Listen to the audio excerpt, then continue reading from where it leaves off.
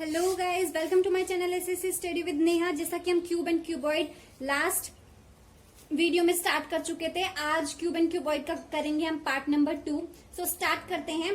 देखो यहाँ पे आप लोगों को एक क्यूब दिखाई दे रहा होगा जिसको मैंने पेंट किया है 3 कलर्स में, 3 डिफरेंट कलर्स में। 6 फेसेस होते हैं क्यूब के, तो अपोजिट फेस को सेम कलर से मैंने पेंट किया है। जैसे रेड अपवर्ड जो ऊपर वाला फेस था वो, नीचे वाला फेस था वो, दोनों रेड से पेंट किए हैं। और जो ये है और इसके बैक साइड वाला है उसको ब्लू से पेंट किया है, और इधर वाला येलो से और इसके अपोजिट वाला भी येलो से। ठीक है, तो 6 फेसेस थे और 6 के 6 फेसेस 3 कलर्स में पेंटेड है। सो आज हम स्टार्ट करेंगे। जब हमने लास्ट पार्ट किया था तो उसमें हमने सेम कलर से पूरे क्यूब को पेंट किया था और उससे क्वेश्चंस कितने बने थे वो किए थे। सो आज करते हैं, जब डिफरेंट कलर से हो तो उसके बेसिस पर कितने और जितने क्वेश्चन उस वाले केसेस में बने थे वो तो सारे इसमें बनेंगे ही, और इससे एक्स्ट्रा भी बनेंगे, वो आज हम कवर करेंगे। सो स्टार्ट करते हैं। देखो हमें ये क्यूब दे रखा है और इसके लिए हमें कुछ इन्फॉर्मेशन, सिर्फ इतनी, इसका कलर बताया हुआ है और हमें बताया हुआ है कि इसमें जो टोटल क्यूब है, जो टोटल स्मॉल क्यूब है उसका नंबर है 216। ठीक है, 216। और हमें कुछ भी नहीं बताया, ना ये बताया हुआ कि इसकी जो बड़ी लेंथ थी, बिगर लेंथ थी, वो कितनी है, स्मॉलर क्यूब की लेंथ कितनी है, कुछ नहीं बताया हुआ। ठीक है, तो स्टार्ट करते हैं अब क्वेश्चन को। ध्यान से देखो, मैंने कल, जिसने प्लीज पहला पार्ट नहीं देखा है इस टॉपिक का, प्लीज पहले पहला पार्ट देख लीजिएगा, तभी आपको आगे समझ में आएगा। सो कंटिन्यू करते हैं। कल मैंने आपको बताया था कि टोटल क्यूब का जो फॉर्मूला होता है वो होता है n क्यूब, राइट। तो n क्यूब के इक्वल होगा 216। अब n की वैल्यू यहां से निकाल सकते हैं ना। n की वैल्यू क्या निकलेगी? n की वैल्यू निकलेगी 6। ठीक है, निकाल कर देखना प्लीज, n की वैल्यू निकलेगी 6। अब देखो, हमें बिगर लेंथ और स्मॉलर लेंथ से तो मतलब भी नहीं होता, वो हमें कब चाहिए होती है? जब हमें n की वैल्यू निकालनी होती है, क्योंकि बिगर लेंथ अपॉन में स्मॉलर लेंथ की रेशियो ही n होता है। तो n जब हमने इस फॉर्मूले से निकाल ही लिया तो हमें उनकी जरूरत ही नहीं है। तो स्टार्ट करते हैं क्वेश्चन को। क्वेश्चन पहला पूछा गया है हमें इसमें, how many small cube whose 4 surface painted. मैंने आपको कल भी बताया था कि कोई भी स्मॉलर क्यूब ऐसा नहीं होता जिसकी चारों साइडेड पेंटेड हो, जबकि ऐसा हो सकता है कि चारों साइडेड पेंटेड ना हो। ठीक है, लेकिन ऐसा नहीं हो सकता कि 4 साइड पेंटेड हो। 3 साइड तक ही सीमित रहता है कि 3 साइड तक ही पेंटेड, मैक्सिमम जो नंबर ऑफ पेंटेड हो सकती है वो 3 साइडेड हो सकती है। और 3 साइडेड वाली कौन सी होती है? कॉर्नर वाली। तो 4 सरफेस पेंटेड वाली का आंसर आएगा 0। ठीक है, बिना सोचे हुए लिख देना क्यूब में जब भी आए। अब आएगा 3 सरफेस पेंटेड वाला। 3 सरफेस पेंटेड वाले के लिए मैंने आपको फिक्स्ड नंबर क्यूब में बताया था। मैंने आपको बताया था कि क्यूबॉइड में वेरी कर सकता है एक्सेप्शंस के केस में, लेकिन क्यूब के केस में कभी वेरी नहीं करेगा आंसर।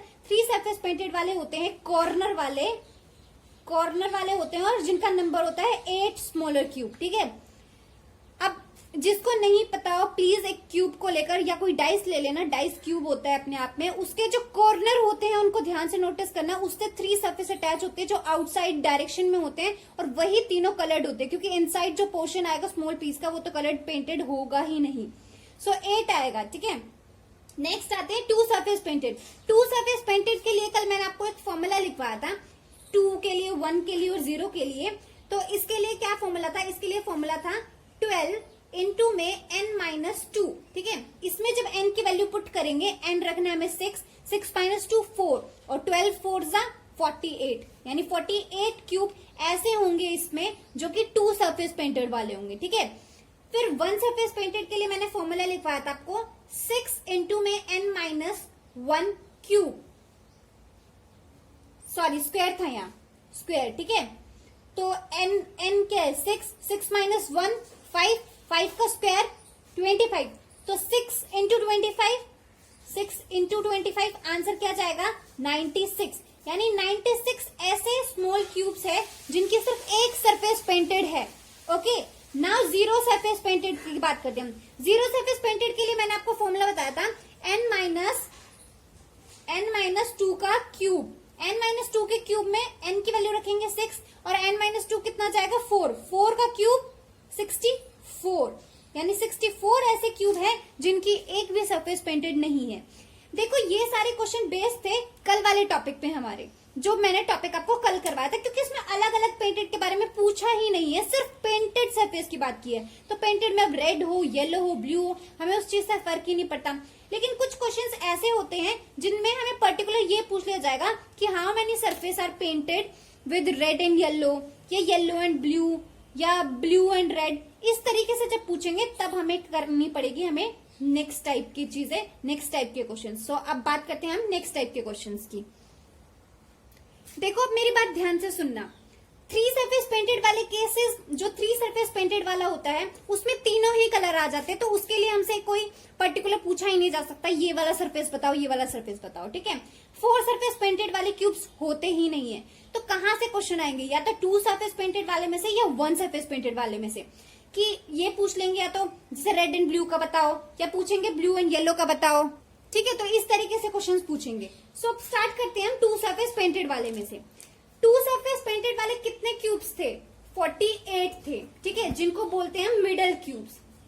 क्या बोलते हैं? Middle cube. अब उसमें कितने टाइप के क्वेश्चंस बन सकते हैं, ध्यान से देखो। एक तो बन सकता है रेड एंड ब्लू का, ठीक है। दूसरा बन सकता है ब्लू एंड येलो का। तीसरा बन सकता है येलो एंड रेड का। चौथा केस बन सकता है रेड एंड रेड का। पांचवा केस बन सकता है ब्लू एंड ब्लू का। एंड 6th वन बन सकता है येलो एंड येलो का। अब मेरी बातें प्लीज ध्यान से सुनिएगा, फुल कंसंट्रेशन के साथ। अगर जो अपोजिट फेसेस पर कलर है, क्या वो इकट्ठे एक क्यूब निकालने के बाद एडजेसेंट साइड पे या कैसे भी आ सकता है? चलो फॉर एग्जाम्पल मान के चलते हैं हमने जो मिडल का क्यूब निकाला वो यहां से निकाला है। क्या दोनों फेस पे रेड आ सकता है? नहीं आ सकता। क्या दोनों फेस पर ब्लू आ सकता है? कभी भी नहीं आ सकता, क्योंकि जो मिडल क्यूब्स होते हैं वो एडजेसेंट साइड से निकलते हैं, तो कोई 2 कलर डिफरेंट ही होंगे, एक जैसे 2 पेंटेड में नहीं निकल सकते, ठीक है। अब मेरी बात ध्यान से सुनना। अगर फॉर एग्जाम्पल 2 ही कलर से पेंटेड हो, यानी मान लो रेड की जगह रेड ही हो, ब्लू की जगह रेड हो और येलो हो एक, ठीक है, तब केसेस वेरी कर सकते हैं और वो भी हमें इसी हिसाब से चेक करने। लेकिन यहाँ 3 कलर में पेंटेड है, तो 2 सेम कलर के पेंटेड एक साथ मिडिल क्यूब में नहीं आ सकते। तो जो सेम वाले इनके तो केस बन गए 0, ठीक है। आई होप मेरी बात समझ में आ गई होगी। अब बाकी जो 3 केसेस बचे हैं वो 48 को बिल्कुल बराबर हिस्सों में बांटेंगे, क्योंकि ऐसा नहीं हो सकता एक ज्यादा एक कम, क्योंकि बिल्कुल एक्यूरेटली जो रेशियो है वो तीनों में डिवाइड होगी। तो 48 डिवाइडेड बाय 3 क्या होता है? 16। तो 16 ये आएंगे, 16 ये आएंगे और 16 ये आएंगे। देखो किसी को कंफ्यूजन हो तो मैं फिर से बता रही हूँ कि ये सेम केसेस कैसे नहीं आ सकते। अपोजिट साइड पे कलर था रेड एंड रेड। जब मिडिल क्यूब निकालेंगे हम, फॉर एग्जाम्पल इस तरीके से है, जैसे ये क्यूब है, मन की आंखों से देखो, ये क्यूब है, ये क्यूब है। इस क्यूब को जब हम देखेंगे तो मिडिल पीस जो निकलेगा वो या तो यहां से निकलेगा या यहां से या यहां से या यहां से। तो जो 2 डिफरेंट कलर होंगे वो दोनों अलग अलग होंगे। एक क्यूब अपोजिट अपवर्ड और टॉप डायरेक्शन का जो फेस है, टॉप फेस है, जो डाउन फेस है, वो दोनों इकट्ठे नहीं आ सकते जब भी हम मिडिल क्यूब निकालेंगे, ठीक है।